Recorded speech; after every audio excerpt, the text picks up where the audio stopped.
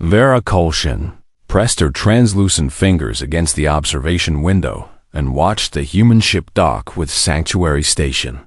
Her twin hearts beating so fast that she could see the blue blood pulsing beneath. Her crystal-clear skin, she had seen images of humans before, but images could not prepare any Valorian for the reality of these creatures. And as the airlock opened and the first human stepped onto the station, Vera felt her chromatophores flush pale white with fear.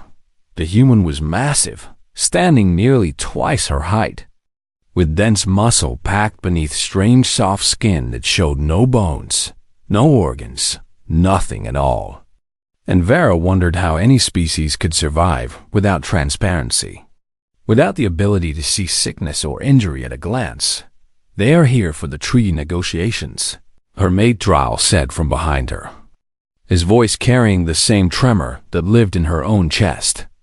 We must be welcoming, but how could she be welcoming when every instinct screamed at her to grab her hatchlings and run? The Valorians were not a warrior species, and they had never needed to be, for their crystalline bodies were beautiful but fragile, their bones like spun glass, their organs visible through skin as clear as water.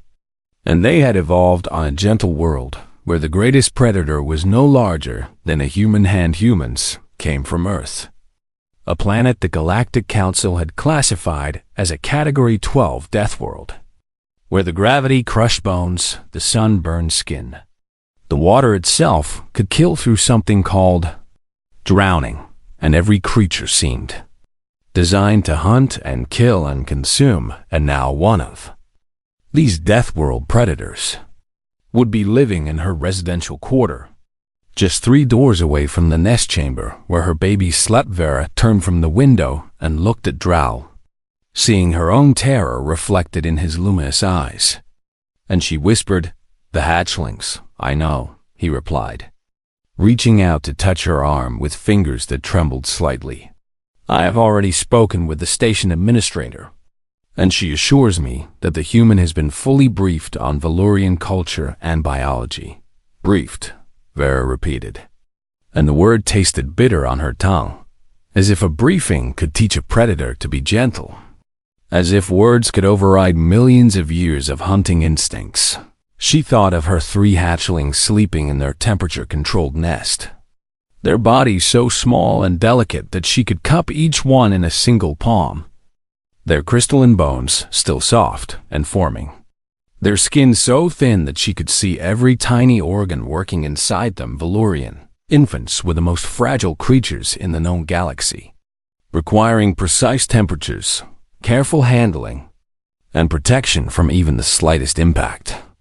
And a single careless touch from a human hand could shatter them like dropped glass. Dryle pulled her close, wrapping his arms around her, and she felt his twin hearts beating against her own, both of them racing with the same primitive fear.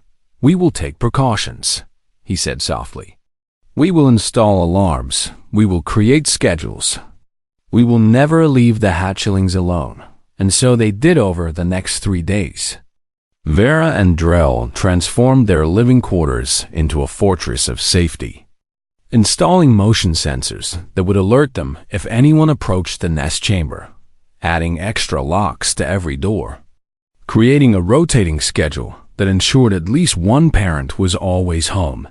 The human arrived on the 4th day. His name was Marcus Webb, and he was an engineer assigned to help upgrade the station's atmospheric processors. And when Vera first saw him walking down the corridor toward his assigned quarters, she pressed herself against the wall and tried to make herself small. He was even larger up close, with broad shoulders and thick arms and hands that looked like they could crush metal. And when he smiled at her, she saw the flash of his teeth and thought of predators and prey. "Hello," he said, his voice deeper than any Valorian voice could ever be. "You must be my neighbor, and I want you to know that I have studied all the cultural protocols, and I promise to be respectful of your family's space." Vera managed to nod, her voice trapped somewhere in her throat, and she watched him enter his quarters and close the door behind him. That night she barely slept, lying awake beside Dryle, listening for any sound from the corridor. And when she did drift off, she dreamed of giant hands reaching for her babies.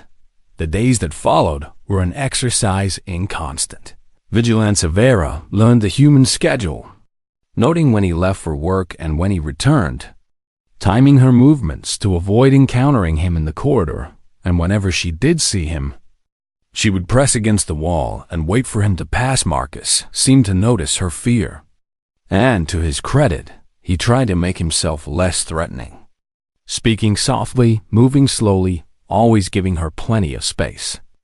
But how could she trust a creature whose species had conquered a death world through violence and persistence? She read the Galactic Bestiary entry on humans over and over, memorizing every terrifying detail. Class 4 predator, pursuit hunters who could chase prey for days without rest, omnivores who consumed both plants and animals, social creatures who formed tight bonds but could turn violent without warning. And then there was the note at the bottom of the entry, printed in red warning text. Extreme caution advised around young Vera did not know what humans did to young creatures, and she did not want to find out. 2 weeks passed and nothing terrible happened. And Vera began to wonder if perhaps she had been too fearful, if perhaps this human was different, if perhaps he truly meant no harm. And then the alarm started screaming. Vera was in the medical bay when the first alert came through. A cascade failure in the atmospheric processors, the very systems that Marcus had been brought here to upgrade. And within minutes the station was in chaos. Engineers ran through corridors, emergency lights flashed red, and Vera received a priority summons to the eastern habitation ring where 17 Valurians had collapsed from oxygen fluctuation. She thought of her hatchlings alone in the nest chamber, and she thought of the human somewhere on the station, and she made the hardest decision of her life. The environmental seal on the nest was intact. The alarms were set, and she would only be gone for an hour at most. Vera ran toward the medical emergency, not knowing that she would not return for 3 hours, not knowing that the human would enter her home, not knowing that everything she believed about predators and prey was about to change forever. The eastern habitation ring was a scene of chaos when Vara arrived, with Valurian bodies scattered across the floor like fallen leaves, their crystalline forms flickering between pale white and dangerous gray as their systems struggled against the oxygen fluctuation. She dropped to her knees beside the nearest patient, a young male whose internal organs were visible through his transparent skin, and she could see his lungs working too hard, his heart beating too fast, his blood turning from healthy blue to a sickly purple. "I need oxygen stabilizers," she shouted to the other medical technicians who were arriving behind her. "And thermal blankets. The temperature drop is making everything worse." For the next hour Vera worked without stopping, moving from patient to patient, injecting stabilizers, wrapping shivering bodies in thermal fabric, watching vital signs and making split-second decisions that meant the difference between life and death. She was good at her job, one of the best medical technicians on Sanctuary Station, and she had trained for emergencies exactly like this one. But somewhere in the back of her mind, a voice kept whispering about her hatchlings. They are safe. She told herself, the environmental seal is holding. The nest will maintain perfect conditions. They are sleeping peacefully, and they do not even know anything is wrong, but the emergency stretched longer than anyone expected. The cascade failure had damaged multiple systems throughout the station, and repair teams were struggling to restore atmospheric control to the affected areas.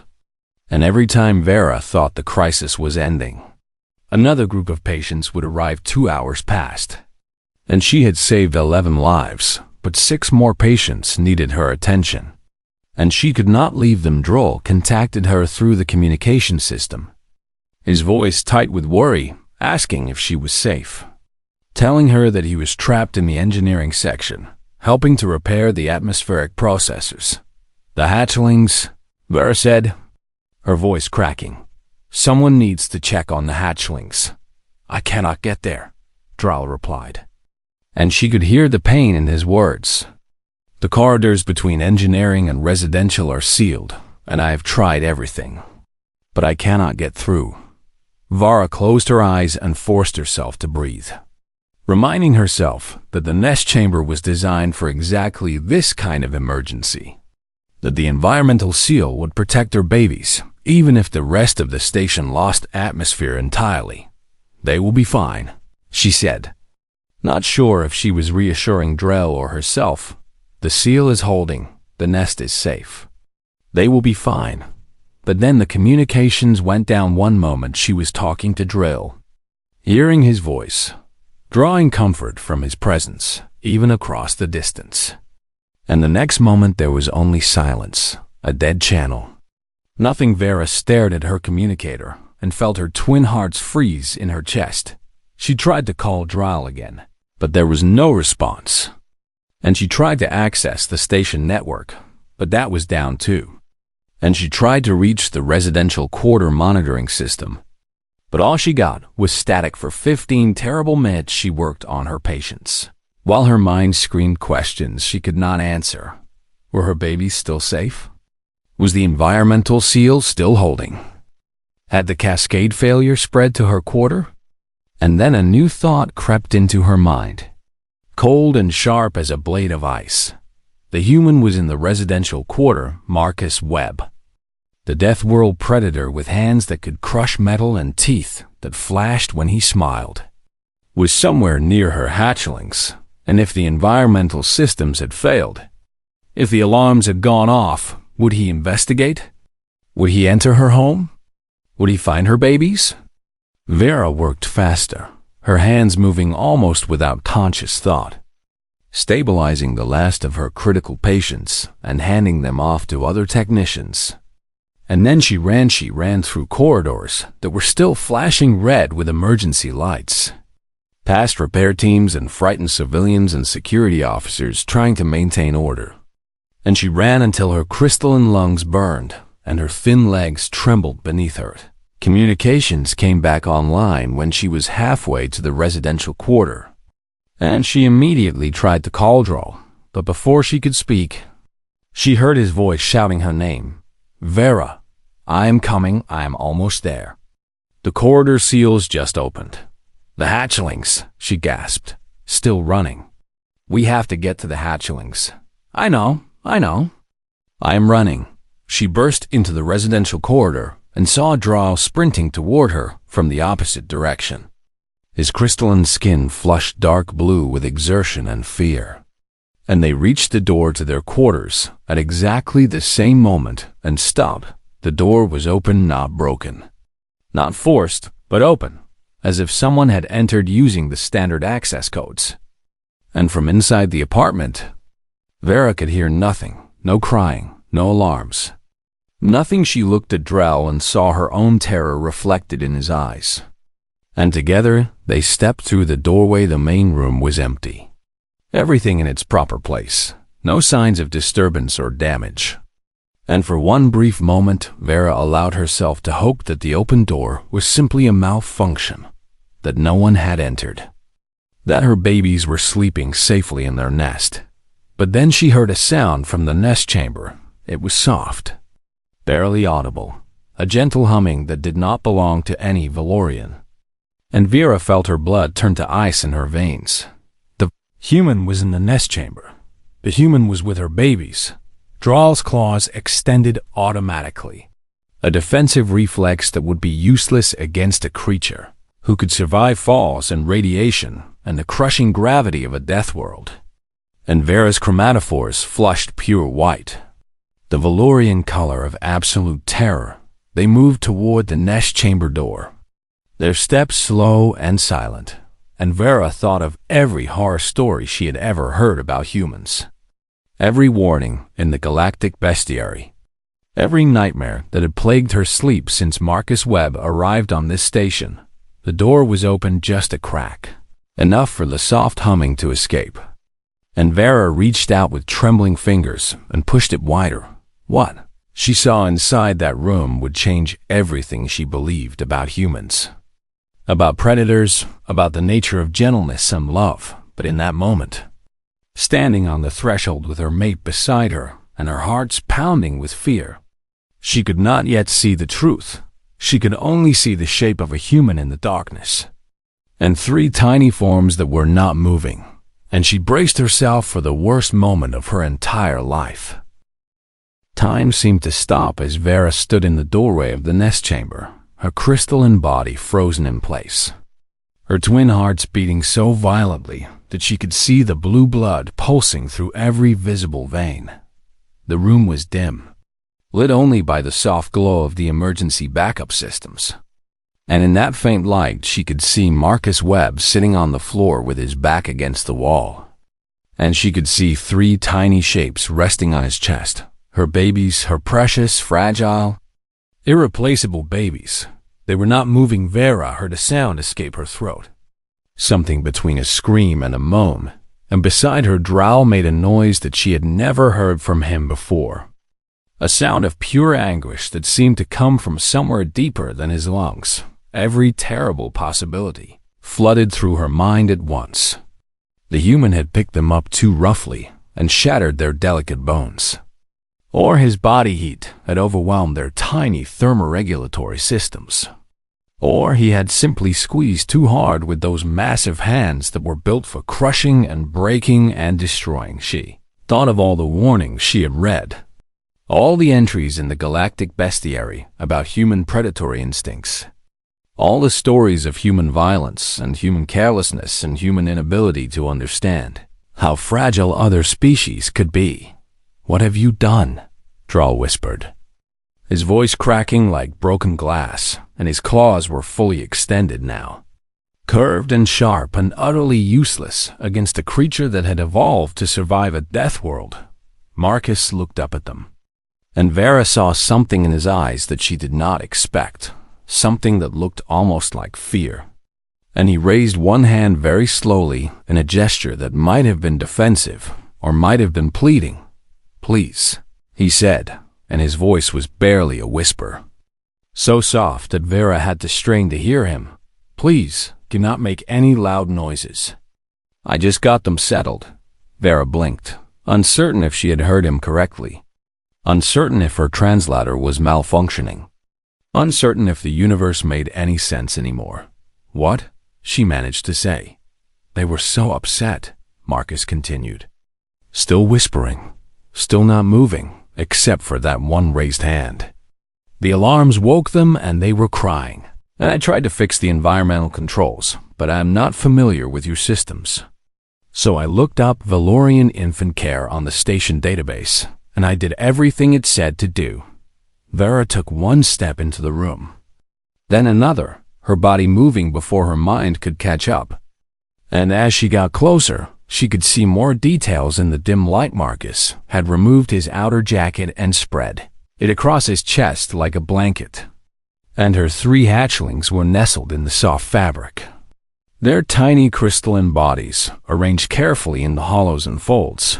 And as Vera watched, she saw something that made her stop breathing entirely. She saw movement, tiny, gentle, rhythmic movement, the rise and fall of three small chests, the flutter of three sets of miniature hearts, the slow pulse of blue blood through transparent skin. Her babies were alive. They were sleeping. "I adjusted my suit's temperature regulators," Marcus whispered, gesturing with his free hand toward the controls on his wrist. "The database said Valorian infants need a constant temperature of 15.7 degrees, and human body temperature is much higher than that. So I lowered my suit's output to match what they needed." Vera moved closer still, close enough to see her hatchlings clearly, and she noticed that the smallest one, the runt of the clutch who had always struggled to regulate his own temperature, was tucked closest to Marcus's throat, positioned directly over the slow, steady pulse of the human's heartbeat. "That one was the coldest," Marcus said, nodding toward the runt. "His color was wrong when I picked him up. Sort of grayish purple instead of clear. And the database said that was a sign of temperature shock." So I put him where he could feel my pulse, and I think the rhythm helped calm him down. Dral had moved into the room behind Vera, his claws slowly retracting, his color shifting from the dark blue of fear towards something more neutral. And he stood beside his mate and stared at the scene before them with eyes that could not seem to comprehend what they were seeing. "How long?" Dral asked, his voice rough with emotion. "How long have you been sitting there?" Marcus glanced at a small display on his wrist, careful not to move his body. "Careful not to disturb the sleeping hatchlings. About 3 hours," he said. "Maybe a little more." I stopped checking after a while because I did not want to move my arm too much. 3 hours.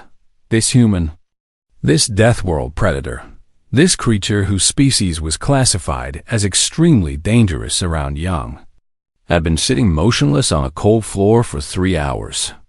Letting 3 alien infants use his body as a living nest. Vera felt something crack inside her chest, and she realized it was every assumption she had ever made about humans. Every fear and prejudice and horror story, breaking apart like thin ice under pressure. The database said that Valorian infants are extremely fragile. Marcus continued, and now Vera could see moisture gathering in the corners of his eyes. It said that rough handling can cause fatal injuries. And I was so scared that I had already hurt them when I picked them up. I was so scared that I was doing everything wrong. His voice broke slightly, and a single tear rolled down his cheek. And Vera realized that this massive predator from a death world had been sitting in the dark for 3 hours, terrified that he might accidentally kill the tiny creatures sleeping on his chest. "I tried to be so gentle," he whispered. "I tried to do everything right, and I am so sorry that I entered your home without permission." But they were crying, and the environmental seal had failed, and I could not just leave them there. I could not. He looked up at Vera and Dral, and his eyes were full of something that transcended species and biology in every difference between their kinds. "Please tell me they are okay," he said, and his voice cracked with desperate hope. "Please tell me I did not hurt them."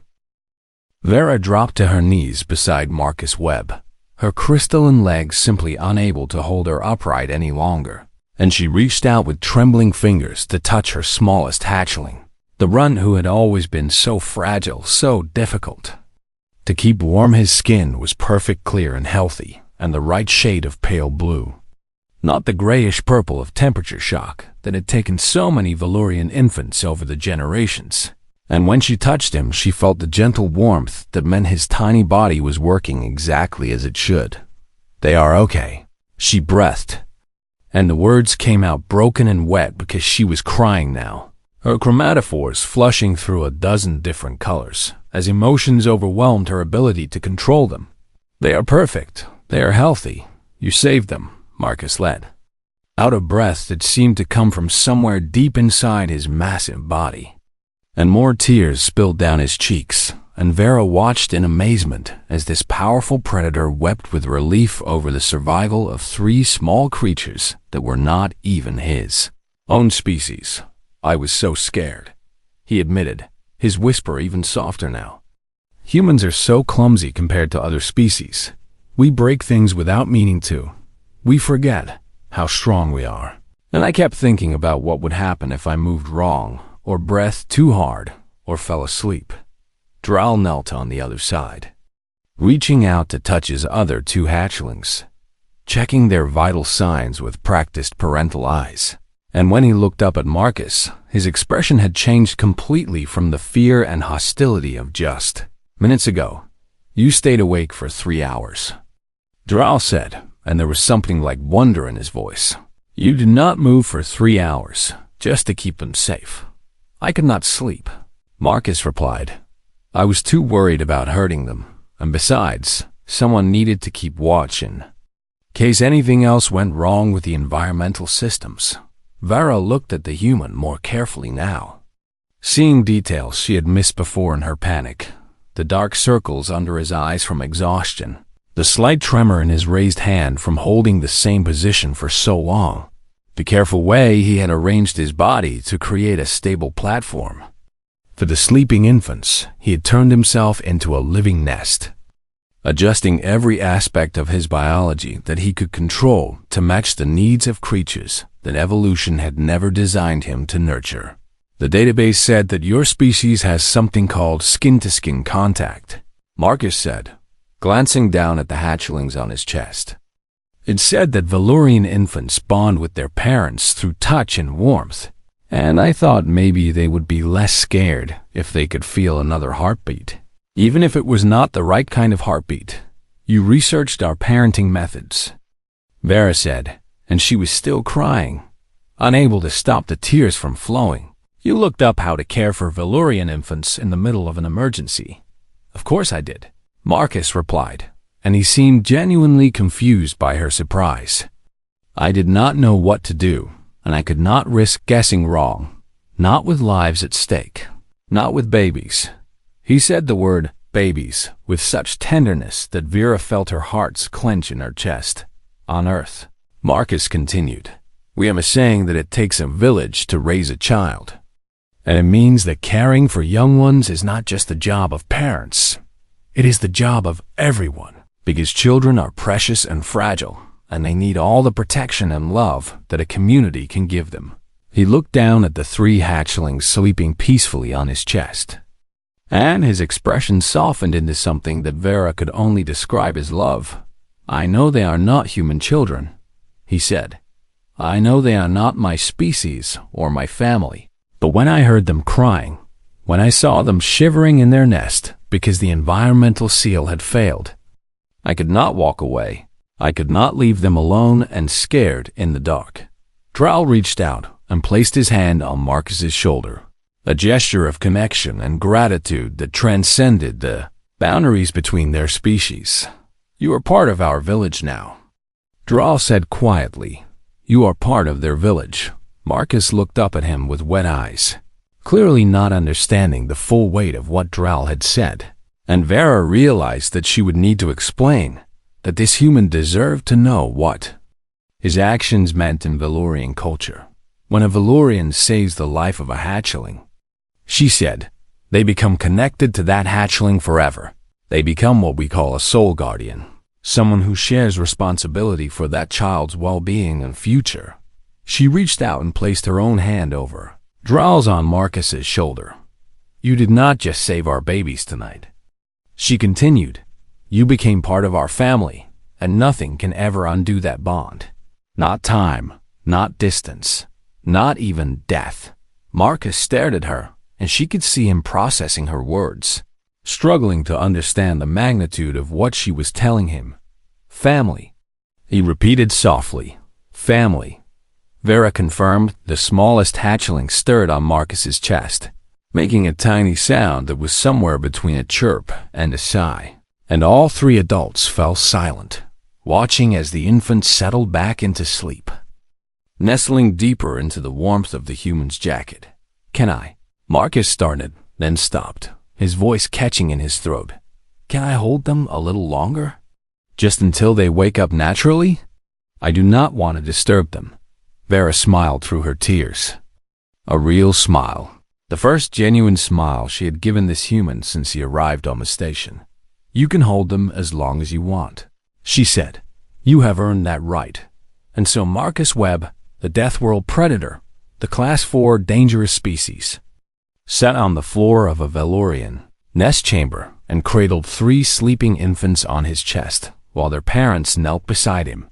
And for the first time since the emergency began, Vera felt completely safe. She had spent weeks fearing this human, avoiding him, treating him like a monster, and all along he had been exactly what his species was designed to be: a protector of the young, a guardian of the helpless, a creature whose predatory instincts included the absolute commitment to keep children safe. The most dangerous thing about humans, she realized, was not their strength or their violence or their death world origins.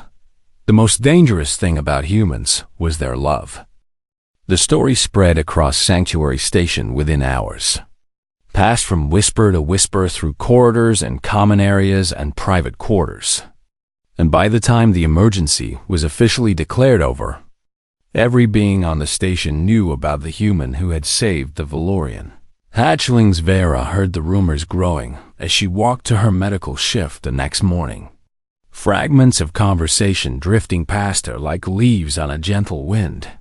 Did you hear about the human in the residential quarter? They say he sat motionless for hours, just to keep them warm.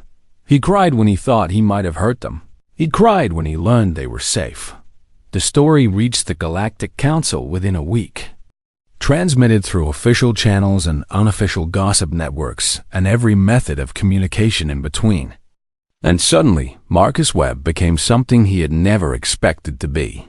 Famous scientists requested interviews, wanting to understand the biological mechanisms that drove humans to protect the young of other species. Philosophers debated the implications, asking whether human parental instincts could be considered a form of universal love. Politicians discussed treaty revisions, wondering if the traditional warnings about human danger needed to be reconsidered.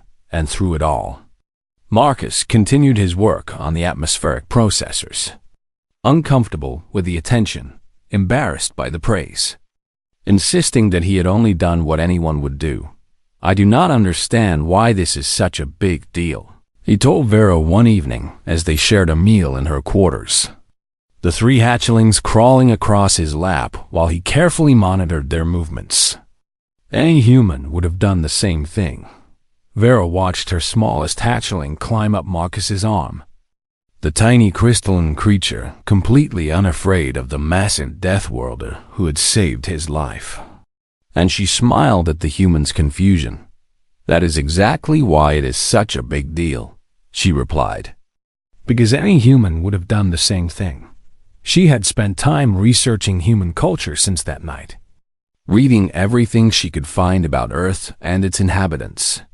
And what she discovered had changed her understanding of the universe. Humans adopted children from other families, other countries, other continents, raising them with the same love and dedication they gave to their biological offspring. Humans formed bonds with animals of completely different species, welcoming dogs and cats and birds and fish into their homes and treating them as family members.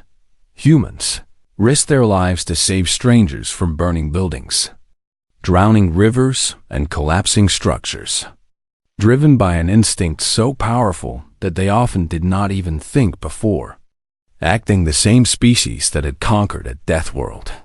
Through violence and persistence had also developed the most extensive network of child protection laws in the known galaxy, the most elaborate systems for caring for orphans and abandoned young, the most passionate dedication to defending those who could not defend themselves. The galactic bestiary is being updated, Vera told Marcus. The entry on humans is being completely rewritten. Marcus looked up from the hatchling who was currently trying to climb onto his shoulder, his expression curious. What does it say now?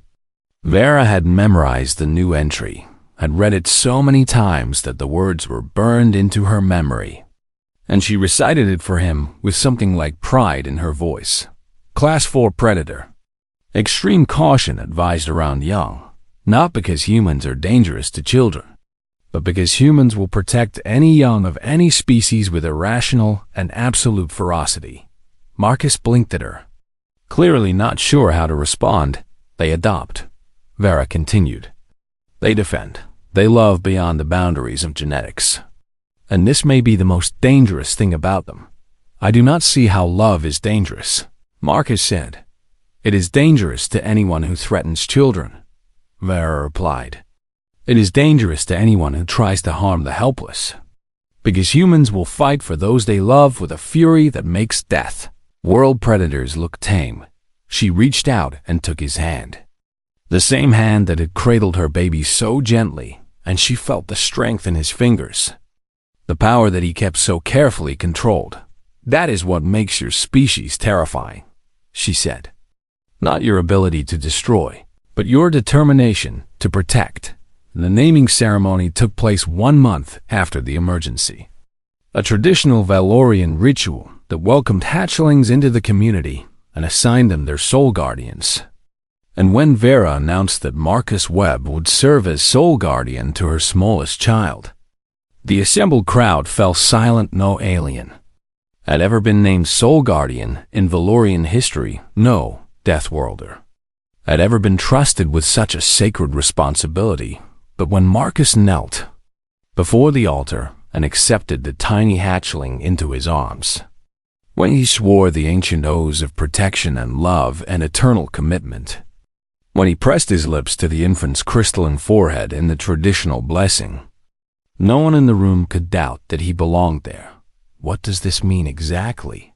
he whispered to Vira as he held the hatchling. "What am I promising to do?"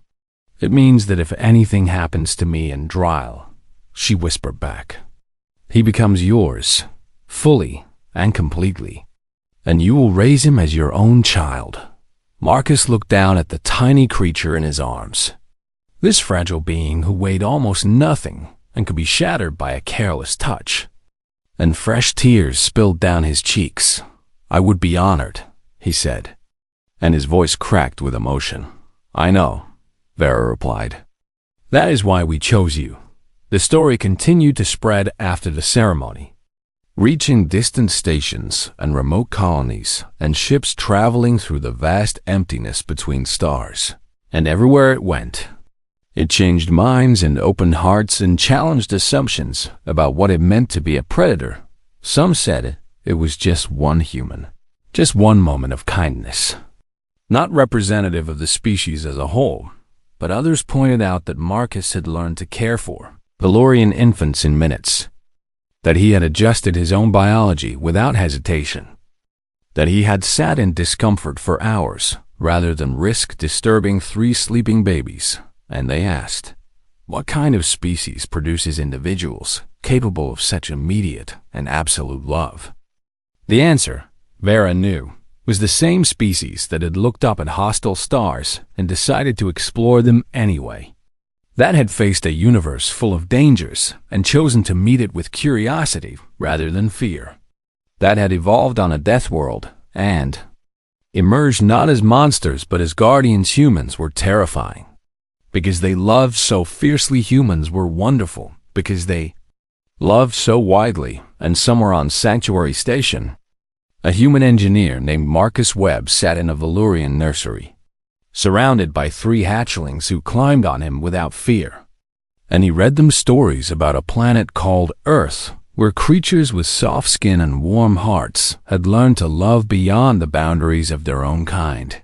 The smallest hatchling always fell asleep first, nestled against Marcus's chest, listening to the steady rhythm of his alien heartbeat, and Marcus always held him a little longer than necessary, a little closer than required. Because that was what humans did. They loved, they protected, they became family with anyone brave enough to let them in. That was the truth about humans. That was their greatest strength. That was their gift to the universe. Marcus Cole wiped the grease from his hands and stared at the blinking light on his console that had been flashing for the past 10 minutes. And he knew that blinking light meant trouble because it always did. The signal was a distress beacon, old and weak, coming from somewhere deep in the asteroid field that most pilots avoided like a plague. And Marcus was not most pilots because most pilots had better ships and better luck and better sense than he did. He was a mechanic, not a hero. And his ship, a beaten-up cargo hauler he had named, the Grease Bolt, was held together with welding patches and prayers and stubbornness that his mother had always said would get him killed someday. Humanity had joined the Galactic Concordat only 30 years ago, and in that time his species had earned a reputation for being primitive and short-lived and utterly unremarkable among the countless alien races that filled the stars. And Marcus had spent his whole career proving that reputation, right by fixing engines and unclogging fuel lines and doing all the dirty work that other species considered beneath them. But a distress beacon was a distress beacon, and salvage laws were clear about abandoned vessels. And maybe there was something valuable on that ship that could help him pay off the debt he owed to a rather unpleasant loan shark back on Kepler Station. "All right then," he muttered to himself as he adjusted his course. "Let us see what kind of mess someone left behind out here in the middle of nowhere." The ship that emerged from the asteroid shadows was not what he expected, and his heart sank when he recognized the design, because he had seen vessels like this before and wanted bulletins and warning broadcasts. It was a slaver ship, one of those ugly things that criminal syndicates used to transport their living cargo across the galaxy. And the smart thing to do would be to turn around and pretend he had never seen it. But the ship was dark and cold and clearly dead in the water. And the beacon was so old that whoever had sent it was probably long gone by now. And besides, slaver ships often carried valuable equipment that they used to keep their prisoners alive during transport. Marcus docked with the derelict vessel and suited up in his battered spacesuit, grabbing his toolkit and his plasma cutter and a flashlight that flickered sometimes when he shook it wrong. The airlock groaned as he forced it open, and the smell that hit him even through his helmet filters made him gag because it was the smell of death, old and stale and terrible. He moved through corridors that had not seen power in what looked like months. And everywhere he looked, he saw signs of chaos, overturned furniture, claw marks on the walls, scorch marks that suggested someone had put up one hell of a fight before the end. The holding bay was the worst part, and Marcus had to stop and steady himself against the wall when he saw what was inside. Cells lined both sides of the corridor, and in each cell was a body, alien species of all kinds that had suffocated when the life support failed, left to die by a crew that had apparently abandoned ship in a hurry. What happened here? Marcus whispered to himself as he walked past cell after cell of the dead, feeling sick to his stomach and angry in a way he had not felt in a long time. He was about to turn back, to call the authorities and report what he had found and wash his hands of this nightmare, when he heard something that made him freeze in his tracks. It was a sound, faint and weak, coming from the very last cell at the end of the corridor, a sound like breathing, labored and slow but definitely alive. Marcus ran toward it, his flashlight beam bouncing off the walls as he moved, and when he reached the final cell and pointed his light inside, he felt his jaw drop open in complete and total shock. The creature inside was massive, easily 15 feet long, with golden scales that had gone dull and a serpentine neck and wings that were folded tight against a body that was clearly female and clearly dying. But that was not the most shocking part, because curled around her body, protected by what little warmth she had left to give, was a clutch of 6 eggs that glowed with a soft inner light. Marcus knew what she was, because everyone knew what the Virathi were, even humans who had only been part of galactic civilization for 3 decades. They were dragons, or at least that was what humans called them, because they looked exactly like the dragons from old Earth legends, ancient beings of immense power and wisdom who served as judges and diplomats and keepers of history across the Concordat. To harm a Virathi was a death sentence in 47 star systems, and to find one here, caged like an animal and left to die with her unborn children, was something that should have been impossible. The dragon opened one golden eye, and Marcus saw intelligence there, and pain, and something that might have been hope or might have been fear. "Hey, there," he said softly, crouching down to her level even though the cell bars separated them. "My name is Marcus, and I'm going to get you out of here, okay?" The Virathi did not respond, and Marcus was not sure she could even hear him, but he had made up his mind, and there was no going back now. He activated his comm unit and checked the readings on the cell, and what he saw made his blood run cold because the atmosphere inside was almost gone, and the temperature had dropped so low that it was a miracle she was still alive at all. She had been keeping those eggs warm with her own body heat, sacrificing herself to give her children a chance. And that kind of love was something Marcus understood better than most. He thought of his wife, gone now for 5 years, and how she had fought so hard at the end, and how he had been helpless to save her no matter how hard he tried. But he was not helpless now, and this dragon was not going to die today, not if Marcus Cole had anything to say about it. He grabbed his plasma cutter and got to work on the cell door, and as sparks flew around him in the darkness of that terrible ship, Marcus made a silent promise to the dying creature inside. "Hold on," he said through gritted teeth as the metal began to give way.